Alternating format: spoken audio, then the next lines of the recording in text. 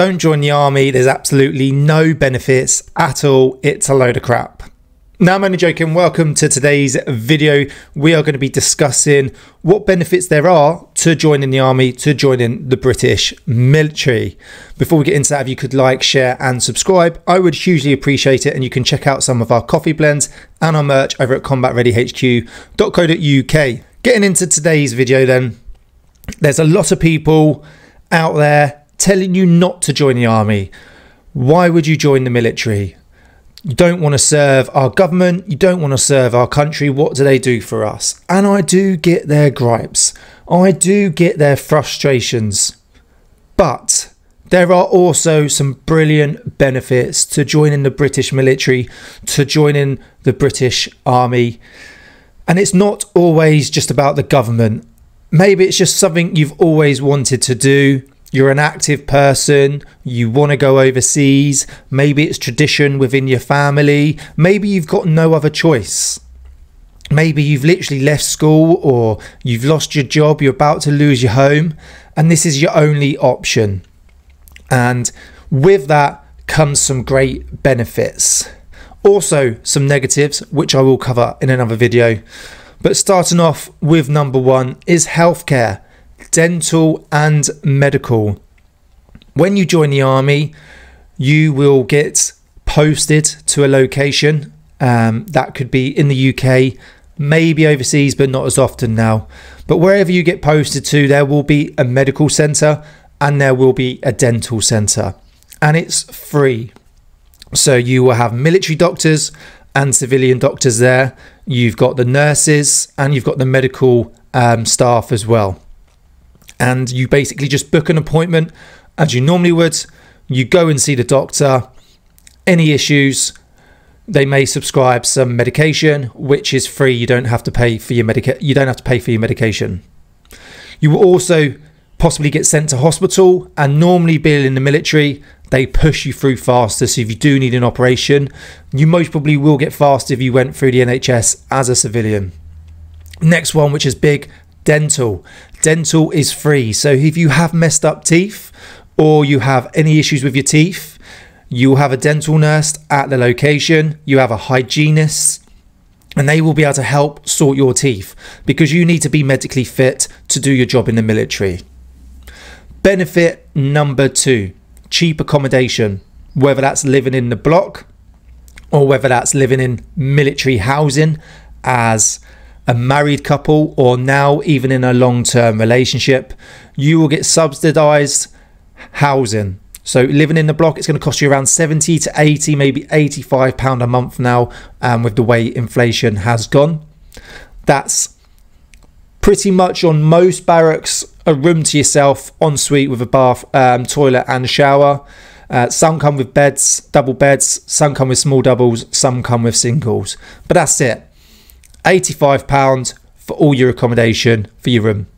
If you're going to be living in a married quarter, whether, like I said, married or now you can do that in a long-term relationship, you could be spending around £150 to £230 a month on rent. That's it for your rent. You then get a lower amount of council tax, which is SILOT. That's council tax and water. That's about £100 a month. So you're looking at about £350 to £400, maybe a little bit less for rent, council tax and water. Then you've got all your normal bills on top. Utilities, Sky, broadband, shopping. So another benefit is you'll be able to have accommodation for your family or for yourself. It comes out your wages. You don't even see the money and you know it's covered.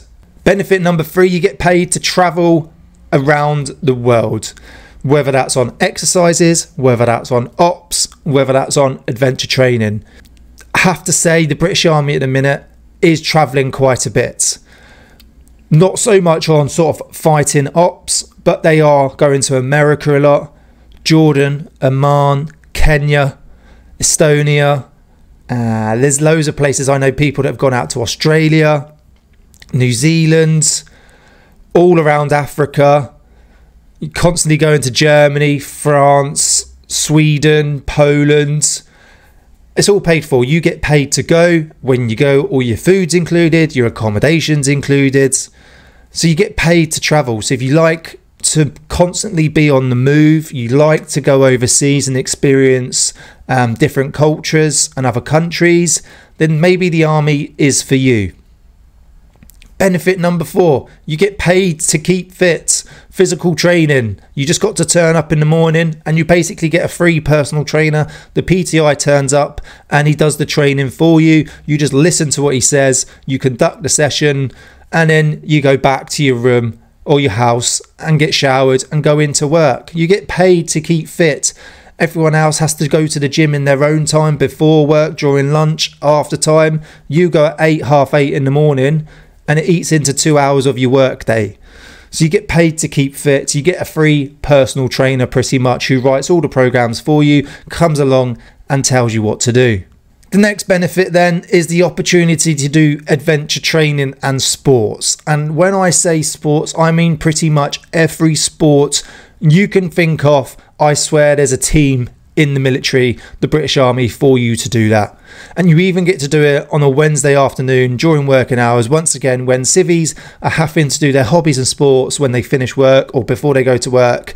You will finish work at 12, half 12 on a Wednesday, go and have your lunch, get changed into sports kits, parade at 1:30 and go and do a sport of your choice. Cross country, football, rugby, cricket, CrossFit. I think some people have done rock climbing, surfing, cycling, golf, all sorts of sports. You get to go and do it. And once again, it's in work time, you get paid to go and do it. And if you're actually really good at it, you could join the regimental team. If you're really good at it, you can then go and join the core team. If you're even better at it, you can then play for the army. And then if you're even better at it, you can play for tri-service. And if you're really good at it, you could pretty much do it full time for the army or tri-service, and even get picked to go and do Commonwealth Games for GB, go and play for pro rugby, pro football teams.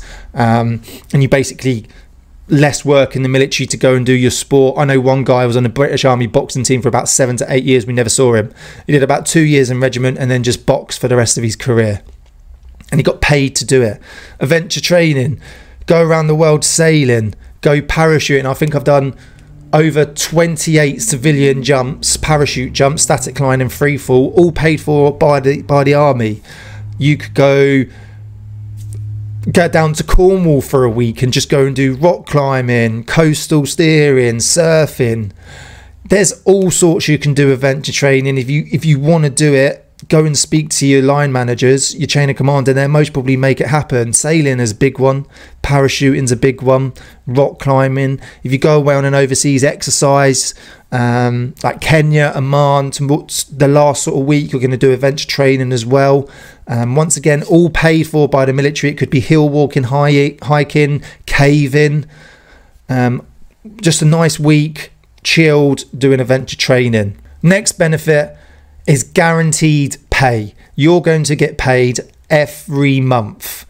You know, at the end of the month, your wage is going to go in no matter what. It's not going to go up or down. It is what it is for the month. Whether you're off sick, you have a day off because you're sick, you're going to get paid every month. And because your accommodation comes out, you know that you've got a roof over your house as well. So you're going to get paid and you're going to have a roof over your house. It's not the best pay in the world. You don't join the army for money, but the pay is actually increased drastically over the last few years, and it is actually pretty decent pay, and it sort of marries up with sort of civilian world now. And the final benefit is the pension that you do not pay into but still get at the end of your career life. Never pay a penny into it. You can pay extra if you want to. You can speak to the HR department and say, look, I want to pay extra into my pension, but it's all done on time served in each rank. And at the end of your career, you have a massive pension built up, and then when you retire, you'll get a lump sum with some monthly payments, but you do not have to pay a penny into that. That's one of the best pensions you can get out there, and it is most probably the best pension out there in the UK because you don't have to pay into it, and it's still an absolute brilliant pension. So if you're looking to do a full career in the British military, you're going to walk away with a massive lump sum and a huge monthly payment when you're older, when you finally retire. It's maybe not as good as the old 75, 05 and 15 pension, but it's still an absolutely brilliant pension that you do not have to pay into. They pay into it for you. You don't pay a penny. So these are some brilliant benefits and brilliant reasons of why you should join the military. Yes, the government don't make it easy for people to join, but you have some great experiences in the military. You will travel the world. You're going to get free medical, free dental. You're going to be able to look after your family with sort of cheaper accommodation. They're going to get access to this medical and dental. It's tough times at the minute, and if you are really struggling, maybe look at the military as a possible career for yourself. Hopefully you've enjoyed this video. Thanks for watching, and I'll see you soon.